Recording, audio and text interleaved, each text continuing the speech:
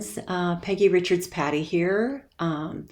This is a knitting podcast called Through the Back Loop, and I am checking in today more with a life update than I am very much knitting. I do have a tiny bit of knitting, but I basically wanted to let you know about how things are changing. My life is changing.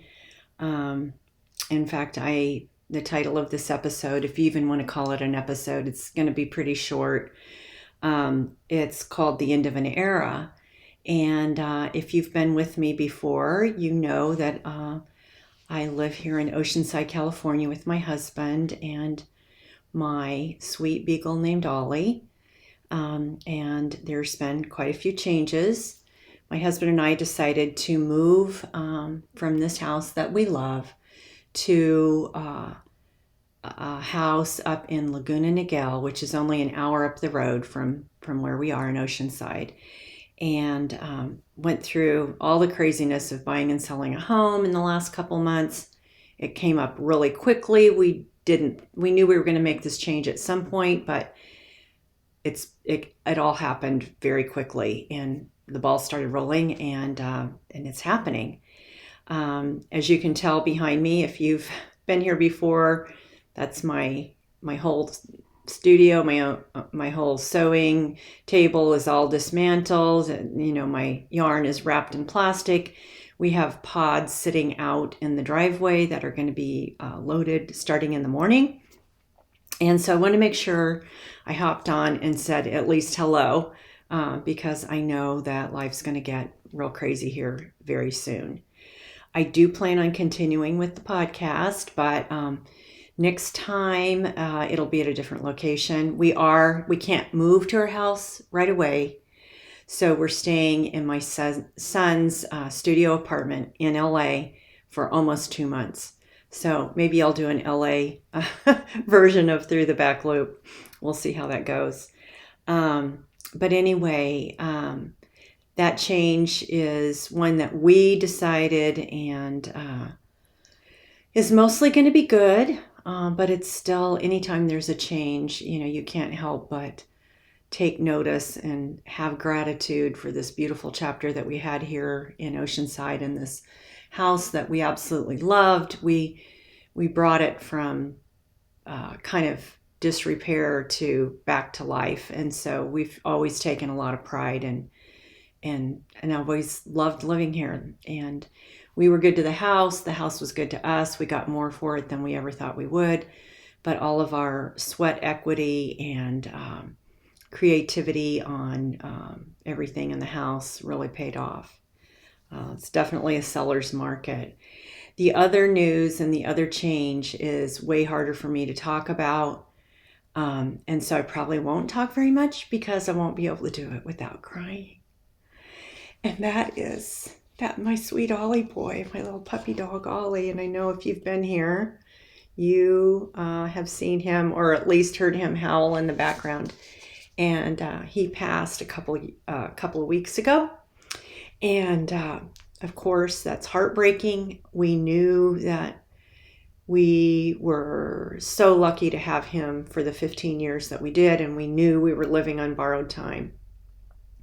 So he had a beautiful, wonderful life, and, we couldn't have asked, for anything more, but huge hole in our hearts where his huge personality entertained us and loved us, and we loved him every single one of those 15 years.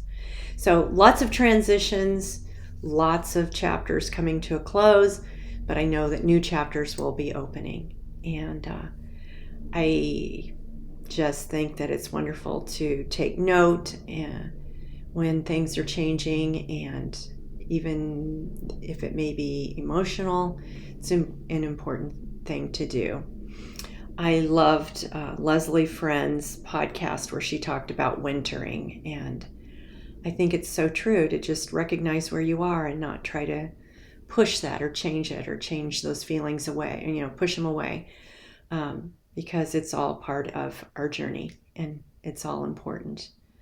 It's not just the good stuff. It's, the ebb and flow. And So I know many people out there are dealing with ebbs and flows that are a lot more traumatic than mine, but um, it's just part of the journey that we're all on. Um, anyway, I don't mean to be so sad. There's bright days ahead, and I know that. So anyway, I'm going to move on to the knitting. Um, I do have one finished object that I just finished this morning in the midst of all the packing and boxes and everything. I've had to, um, of course I knit every single day because if I didn't, I would go crazy. But anyway, so even when it's crazy, I still find a few minutes. And anyway, here it is, my finished Wild Posy is the name of this. It is by Melody Hoffman. And it was something that I watched her podcast, and this all of a sudden jumped in front of every other project that I was thinking of doing. And it's really a fun sweater. It's fast. You knit it with 2 strands of, and I'll probably butcher the name, it is Platylope. And I know I'm saying that wrong. But this is really interesting if you've ever knit with it. This is almost like roving. It breaks really easy on a single strand. But when you knit it with double strand, it all of a sudden gets so much, way stronger. And so it's really fun. And it's 100% merino, I think. I'm not sure if it's merino or not. It's awful scratchy for merino. It's probably not. It's like an Icelandic type wool. And really fun, top down. There's 2 versions. This one is the Flora version because it has a little bit of lace. I have not blocked this yet, so I'm sure that lace will probably open up a little bit more. And it's cropped, so that makes it go by quicker. I love the little lace detail. There's still some stitch markers of my decreases. That's repeated again right before the cuffs. And I just think that it's a great sweater. It's light as air, and I can see myself wearing this where we're moving when we eventually get to our new house is going to be right along the coast. Well, I think we're like a mile from the coast. So I know it'll be chillier, and I can just see wearing this over dresses and with jeans. And of course, I'll always probably have a t-shirt underneath because it's not what I would consider next to skin. But it's very breathable and lightweight, and can't wait to wear it. And I think the color's good. Sort of. I look awful because I've been crying off and on all day. But anyway, that is my only finished object. I did the sweater itself on a size 8. The cuffs are on a 6. And then I decided to do the arms on a 9 because I did use double pointed needles, and I have a tendency to kind of tighten up when it's a smaller circumference.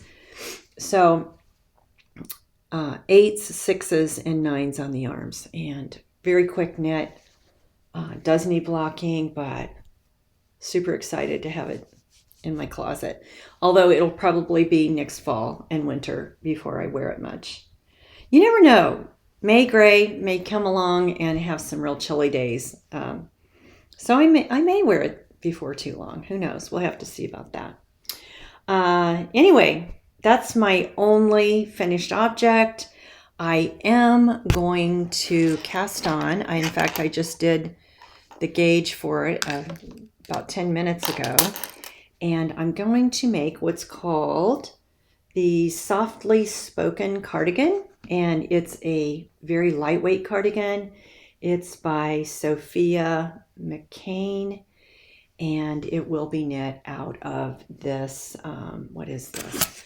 This is Rowan Baby Cash Soft Merino. I had purchased this. I saw it last summer, and I purchased it, and it's just been sitting around waiting for me to get started. It's kind of the color I had chosen last year is just kind of this muted, I guess it's kind of like a muted teal color. And it's like well, I'll put a picture up, but it's like 3/4 length sleeves and just a very lightweight cardigan for summer. So anyway, that'll be one of the things that I'm knitting. Well, we have this 2 months of kind of being homeless. And we're going on our what we're calling our LA adventure. And we hope to go to a lot of art galleries and just have some little adventures up in LA. So anyway, yeah, I'm going to check in with you again soon. I just kind of wanted to touch base and let those of you that are interested know what's going on. If this is your first time, you're probably like, who is this crazy woman? What's she talking about? And why is her yarn all wrapped up in plastic? But anyway, if you are experiencing any kind of emotional happiness, sadness, transition, wintering, as Leslie talked about, I wish you all the best, and I will talk to you real soon. In the meantime, take good care, and I'll see you in LA. Bye-bye.